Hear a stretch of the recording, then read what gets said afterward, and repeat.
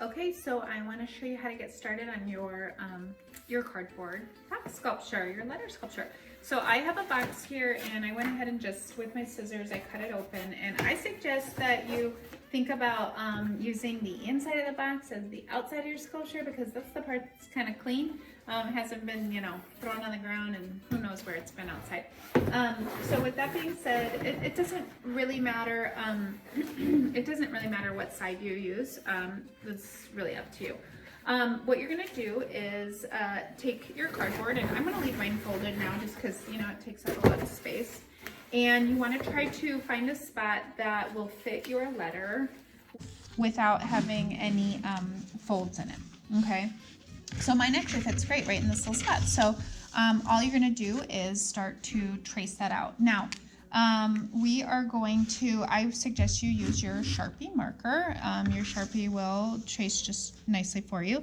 And the reason we made the template is so that we can really get both pieces. We're going to do 2 of these, which will be the front and the back of our sculpture. And we want both of those pieces to be exactly the same. So knowing that cardboard is a little difficult to cut with, it will help to have the template to trace in case your cutting of the cardboard is a little rough. You don't want to be using a rough template for the next letter. So you'll need 2 of these. So I'm going to trace this out.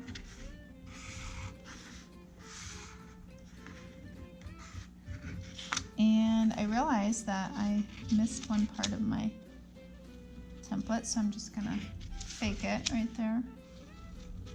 Okay. So you'll need 2, and it doesn't really matter which side you do, but if you do want the inside to be the thing, you should flip it. So you should do 2 and flip it.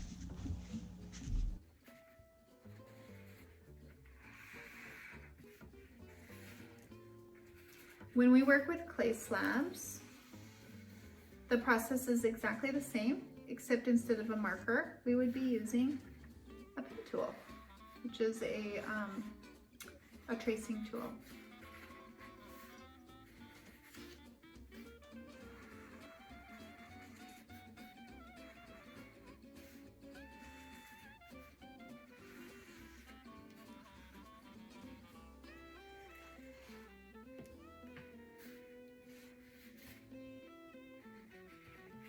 Okay, so once I have those traced out, I need to cut them, and I'm gonna cut mine with the scissors that came in your kit. If you have an X-Acto knife, you're welcome to use that.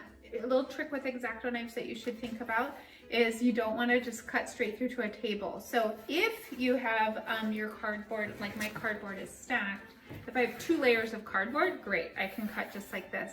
If I only have 1 layer of cardboard, make sure that you're cutting on maybe a magazine or a stack of newspapers or another scrap piece of cardboard so that you don't cut through and scratch up whatever surface you're working on.